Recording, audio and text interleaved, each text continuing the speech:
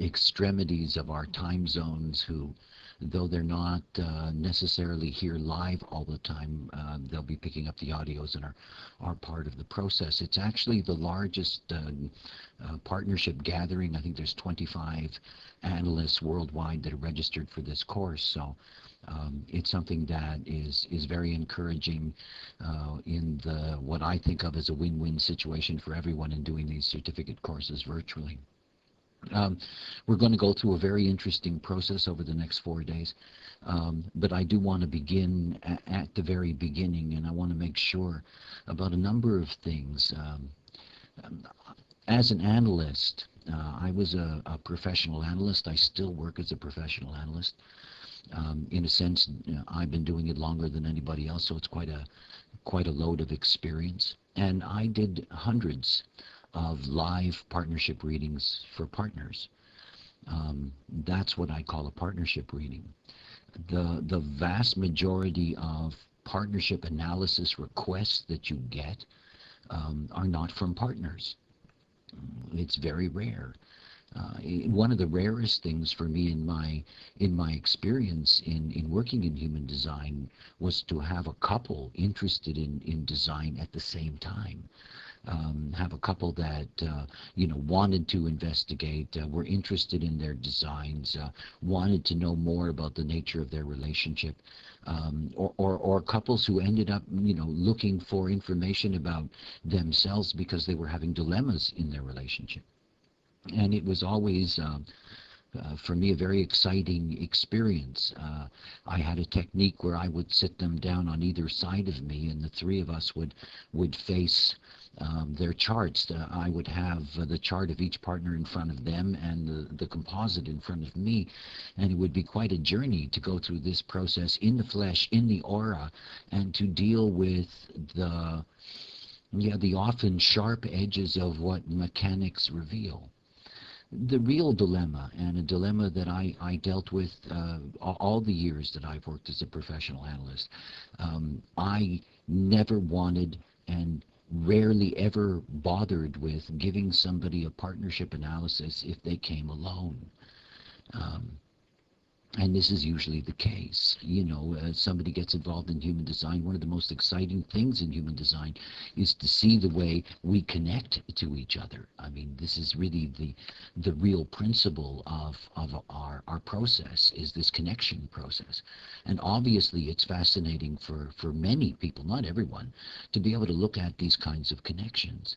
It is a natural thing for somebody who is in a partnership, interested in seeing how their partner connects to them, how they impact their partner, so forth and so on. But an actual partnership reading, when there's only one person and the other partner isn't participating, I have a privacy problem. I really do. And perhaps that's me. I mean, I'm not good at Ra's laws, this is not really my trip. But it is something that always made me uncomfortable. Human design is enormously revealing. I've had the experience over the years of dealing with very straight people, and when I mean by straight people, people who have really rarely had a chance to step out of the box in any way in this life.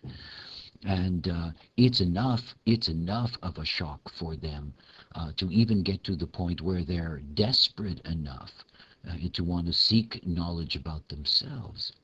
But the moment that they are looking at their relationship, and they're only looking at it from their perspective of their dilemma, I mean, it's so revealing, and they go through such a shock. And the revealing all of that information the way you can in a partnership about somebody's partner when the partner isn't present, for me is it's a kind of aiding and abetting of black magic. Now, I don't like power trips, and I don't like empowering the not self with the power to power trip. I'm deeply uncomfortable with that. I really believe that partnership is something that is a mutual analysis process. In other words, that what I originally hoped for in offering partnership certification is that I would have analysts who were really specialists in dealing with partners live, not dealing with one and dealing with the dilemmas of the perspective of one, but really being able to do partnership analysis. Unfortunately, and perhaps, there's an old Chinese saying about good news, bad news, who knows? It may in fact have, turned out to be just one of those oddities of me. When I look at it now, I see very clearly that somebody who has the ability to look at partnership and do analysis, that it's essential for them to have varying levels of how they approach offering analysis information. In other words, one's approach in dealing with a partner who is coming alone and is curious about the other is very different than one's approach when you're dealing with both of the partners and they are present. In other words, that there are different levels to it. There's also something else. And again, it has to do with my own maturing process as not so much the logical experimental being, but what I've learned from the abstract, the experiential process, and to see that so much of my inner depth in the knowledge of human design has come from experience. And one of the things that experience has taught me is that projectors have to be dealt with in a very different way.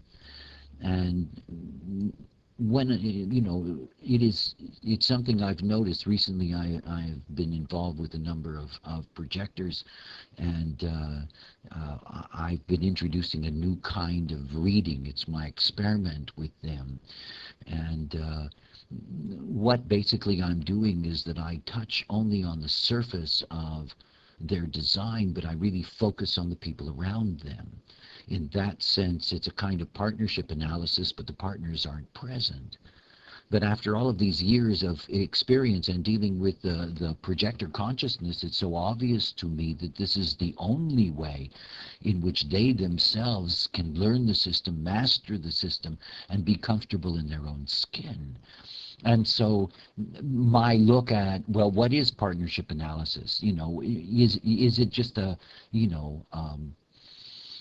is it just one sort of carte blanche for everything, or is it very differentiated? And for me, I'm beginning to see the need for the differentiation. For example, the way in which one presents connections to a projector, this is something that's very important.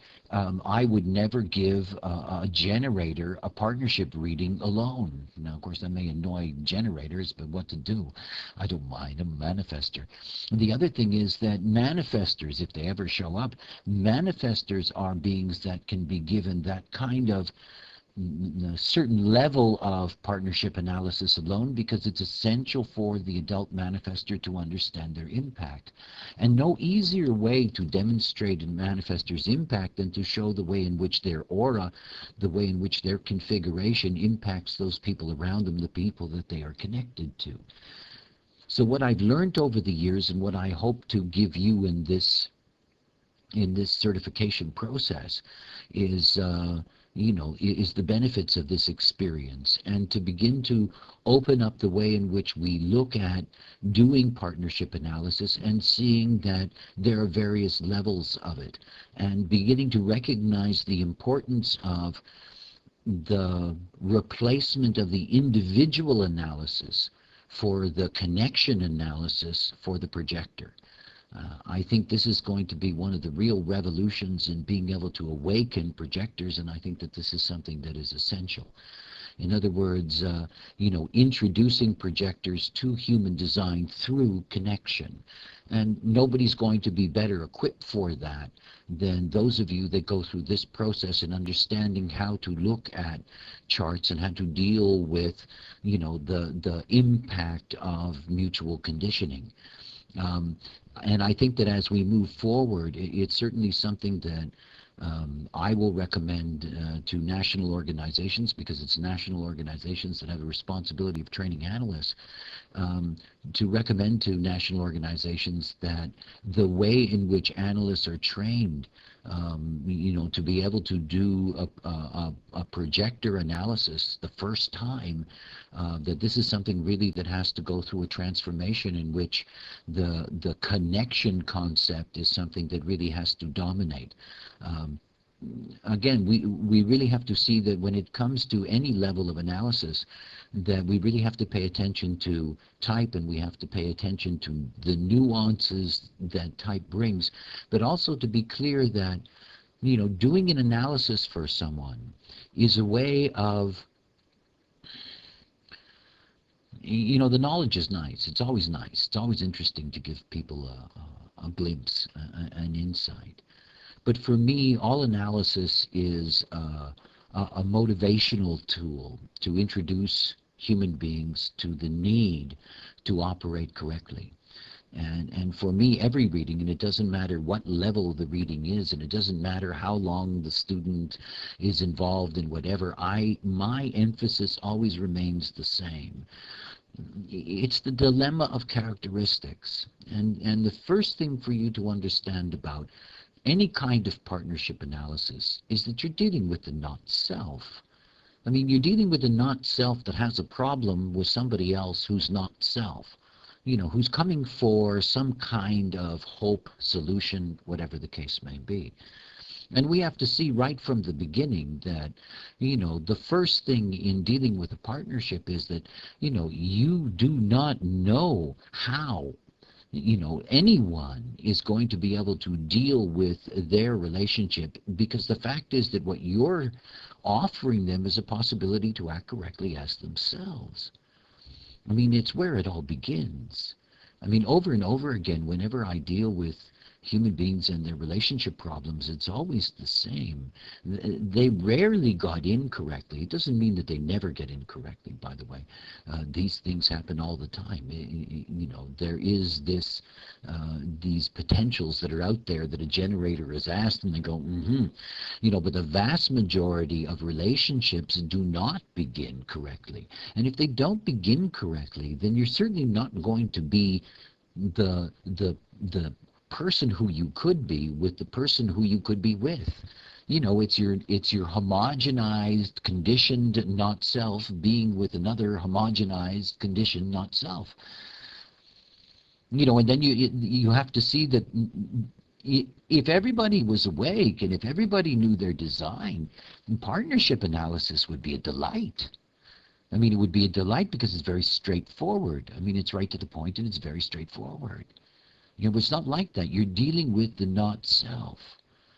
And so the thing that I have to return to over and over again is that when somebody comes to you for a partnership reading, don't assume that your responsibility is simply giving them the analysis of how they connect to somebody else, because it really isn't the point.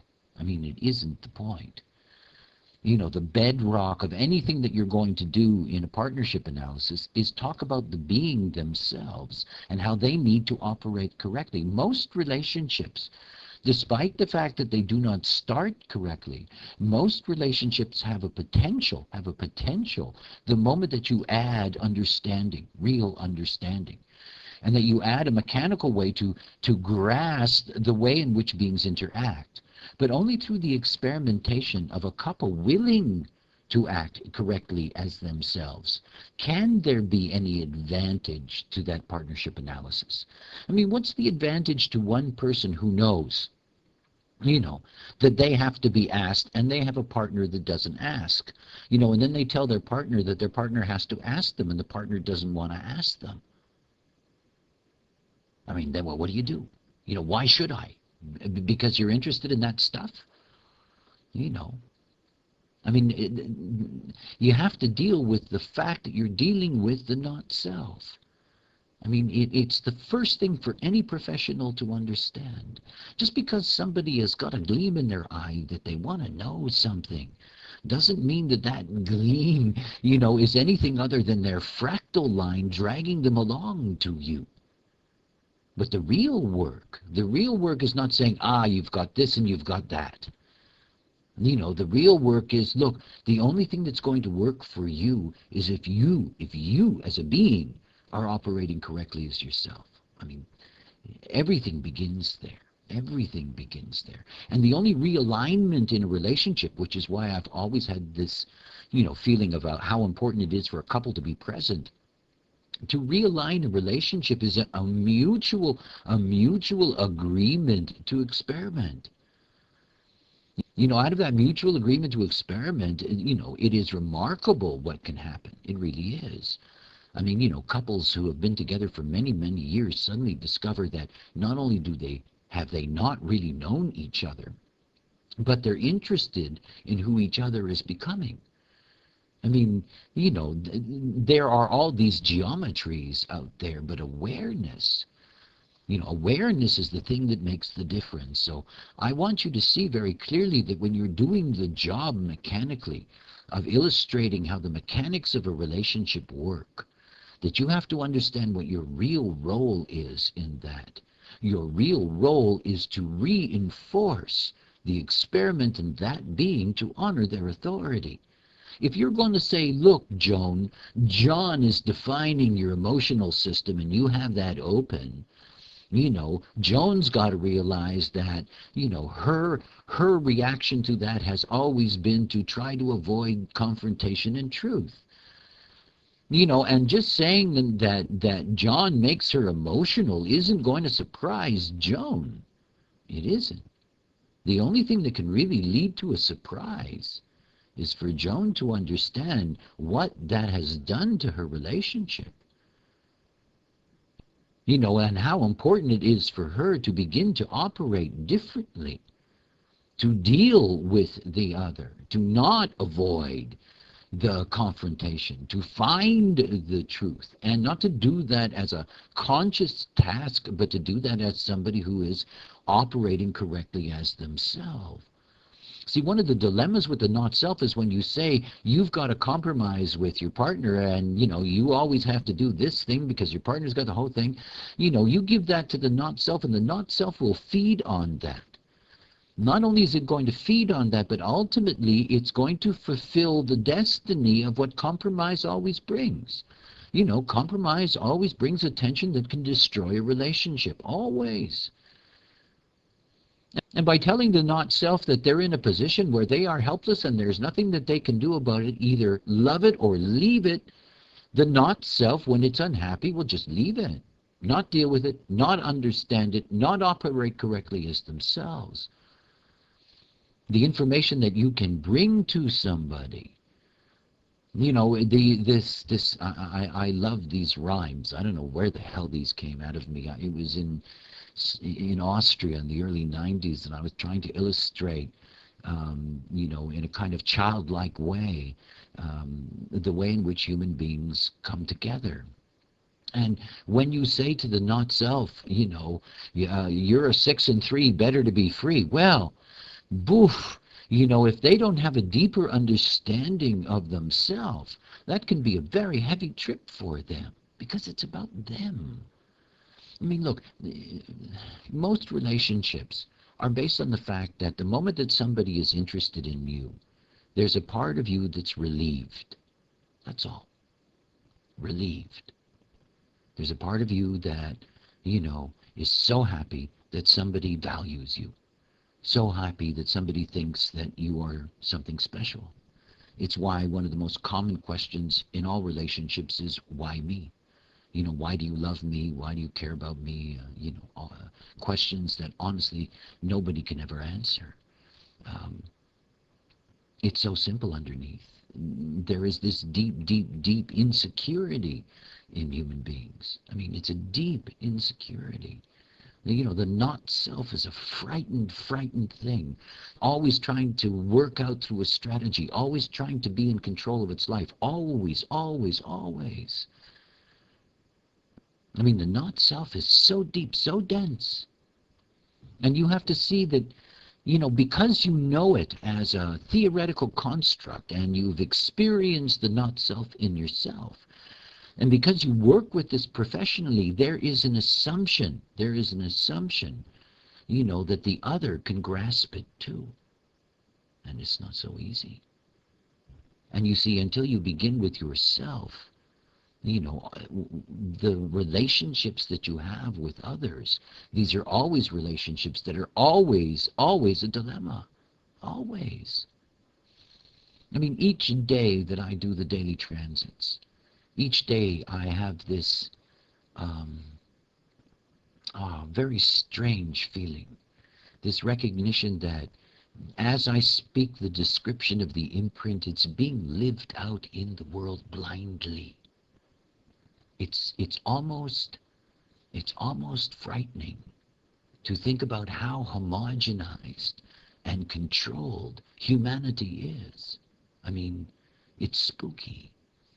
Most human beings have not in any way come close to mastering their relationship with the whole, with the vast program that is constantly feeding and transforming our consciousness, let alone their capacity to recognize truly their relationship with the other and to be able to enter into those relationships correctly. I mean, I don't mean to start all this off with a lot of heavy, depressing blah, blah, blah, but I do want to make my point, and I want to make sure that you grasp it. See, I have clients all the time who say to me, Ra, I want an incarnation cross reading. Well, good. I'll give you an incarnation cross reading. I'll give you 5 or 6 minutes of real incarnation cross, and I will give you 40 minutes of, here's your dilemma. Here's your dilemma. And when somebody comes to me for a partnership analysis, yeah, okay, I'll give you your 5 or 6 minutes unless they're a projector. But I'm going to tell you about your dilemma, because that's the point. You see, everybody thinks that if they know something about something that they can fix it then. This is this vanity of will. It's just not so. All you can do about the nature of your relationships is to begin anew. You begin as yourself. And of course, we know in the reality of the Maya that this is often deeply difficult. Over the years, the majority of my clients have been women. What do you do with a woman who wakes up and she's got some dense male that she's got 2 or 3 children with, and all of that becomes enormously complex. I mean, enormously complex and very difficult and often very painful. I mean, it's not so easy for human beings to begin anew. All of this stuff, you have to see that the people that are coming to you, they're at the bottom rung of the knowledge chain in terms of mechanics. They don't know how things work. They don't know how they work. So when somebody comes to you for a reading, I don't care what reading it is. When they come for you for a reading, it's always the same. It's always the same in the sense that the accent that you bring has to be about them. It's about them. If you're operating correctly, okay, this is what this means, and this is what this means, and this is what this means. And if you're operating correctly, you're going to see. You're going to be able to see it. I said I was going to start at the beginning. For me, that's really the beginning. The beginning is, understanding who's coming in the door and what the responsibility is as a professional. I mean, after all, we are here to really relieve human beings. I mean, if human design does anything to the general grouping of beings that come to this knowledge, is that it brings relief. It brings an ability to be able to be more comfortable with oneself. This is what we're here to do, and it's what we're here to do when anyone comes for any reason, but particularly when they come for partnership. They have to see that regardless of how they meet the other, they themselves can only transform their relationship through themselves, through operating correctly. And in operating correctly, in being able to make decisions as themselves, to begin to transform their relationship, at least to the point that they can be comfortable with themselves within the relationship. When we're talking about connection, when when Azzy and I were working on the development of MMI, um, I really wanted a different name for this kind of software. And connection is really what it's all about. Um, Everything about partnership. And by the way, um, I'm going to look at different kinds of partnerships, siblings and parents and children. And today we're going to begin with some star-crossed, strange lovers, but nonetheless, we'll take a look at all of the examples. But I want you to see that the thematics, regardless of what appears to be the drama, whether this is the lover drama or the mother-son, father-daughter, brother-sister, sibling rivalry, whatever the drama happens to be, that the themes are the same. And they operate in the same way. It's just about connection. We are all designed to connect. I think one of the real epiphanies for me in the very, very beginning, and I mean in the very beginning, days after I received the knowledge, was this sense of